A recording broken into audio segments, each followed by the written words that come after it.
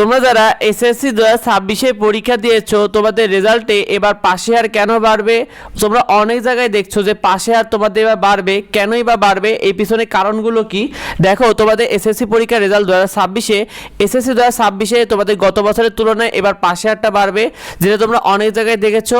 আমরাও কিন্তু এটাই মনে করছি যে এবার পাশে হারটা কিন্তু বাড়তে পারে তোমাদের। কেন তোমাদের এবছর পাশে হারটা বাড়বে এবং কি কি সুবিধা পাবে তোমাদেরকে এগুলো জানিয়ে দেবো A to Z।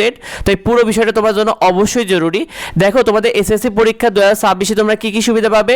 এসএসসি 2025 যারা পরীক্ষা দিয়েছিল এরা কিন্তু ফুল সিলেবাসে পরীক্ষা দিয়েছিল, অর্থাৎ প্রতিটা বইয়ে প্রায় 13 থেকে 14টা অধ্যায়, এমনকি কোনো কোনো বইয়ে 15টা পর্যন্ত অধ্যায় কিন্তু তাদেরকে পড়তে হয়েছে এবং পরীক্ষা দিতে হয়েছিল। আর এসএসসি 2026 তোমরা যারা পরীক্ষা দিয়েছিলে তোমরা তো শর্ট সিলেবাসে পরীক্ষা দিয়েছিলে, যেখানে প্রতিটা বইয়ে প্রায় 6 থেকে 7টি অধ্যায় পরীক্ষা দিতে হয়েছিল।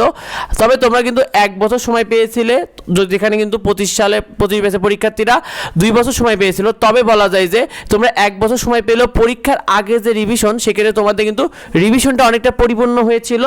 তো তোমাদের এসএসসি পরীক্ষা সাধারণত দেখা যায় যে তোমাদের এসএসসি পরীক্ষার রেজাল্টে 2026 তোমাদের এসএসসি পরীক্ষায় সাধারণত বেশ কয়েকটা সাবজেক্টে তোমরা অনেকে খারাপ করো প্রতি বছরই।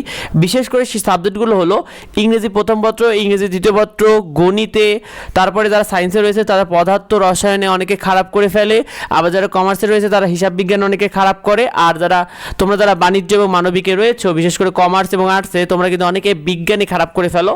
তো এই সকল সাবজেক্টে অনেকে খারাপ করে। তো তোমাদের এসএসসি রেজাল্ট 2026 এবার কেমন হবে? ইতিমধ্যে এসএসসি পরীক্ষার খাতা কিন্তু শিক্ষকরা দেখে ফেলেছে এবং সেই নাম্বার কিন্তু বোর্ডে ইতিমধ্যে জমা হয়ে গেছে। একজন শিক্ষকের গড়ে কিন্তু 200 থেকে 300টি খাতা দেওয়া হয়েছিল, যেখানে তারা খাতাগুলো দেখেছে। তো গত বছরের তুলনায় তারা জানিয়েছে যে এবার ফেলের সংখ্যা কম হতে পারে বলে তাদের মনে হচ্ছে। তারা বলছে তারা যে পরিমাণ খাতাগুলো পেয়েছে, গত বছরে যেরকম তাদের কাছে যেরকম ফেল মনে হচ্ছিল, তারা এবছর সেই পরিমাণ খাতা পেয়ে তার থেকে তুলনামূলক কম ফেল হয়েছে বলে তারা বলছে। তো এই বিষয়টা বেশ কিছু শিক্ষক জানিয়েছে। আর তারা এই বিষয়টা জানিয়েছে যে তোমরা ভালো করেছো কেন, ভালো করার তোমাদের অন্যতম কারণ ছিল হলো এবার নতুন মানবন্ধন ছিল, অর্থাৎ তোমাদের যেমন সংক্ষিপ্ত প্রশ্ন ছিল, 5টা সৃজনশীল লিখতে হয়েছিল, আবার তো এই বিষয়গুলোর কারণে কিন্তু গত বছরগুলোতে 60টা করে সৃজনশীল লিখতে হয়েছিল, যেখানে কোনো সংক্ষিপ্ত নাম্বার ছিল না। এবার তোমরা সংক্ষিপ্ত প্রশ্নগুলোতে অনেকে ভালো লিখেছো, অনেকে ভালো নাম্বার পেয়েছো, যার কারণে শিক্ষকরা বলছে অনেকটা ভালো করেছে শিক্ষার্থীরা। আবার শর্ট সিলেবাসও একটা বড় কারণ, শর্ট সিলেবাসের কারণে তোমাদের প্রশ্নটা অনেকটা তোমাদের স্ট্যান্ডার্ড মানে হয়েছে গতবারের তুলনায়। তো তোমাদের সব মিলে বলা যায় যে কোন কোন বোর্ড কেমন করবে। এসএসসি 2025 পাশে আসছিল 68.45%, অর্থাৎ যেখানে গড়ে 100 জনের মধ্যে 32 জন ফেল করেছিল এবং 68 জন পাস করেছিল। তো সেই হিসাবে পাশে হার অনুযায়ী এবার তুলনামূলক বলা যায় যে বেশি থাকতে পারে পাশে হার রাজশাহী, ঢাকা, যশোর, চট্টগ্রাম, দিনাজপুর, এই বোর্ডগুলোতে একটু বেশি থাকতে পারে পাশে হার।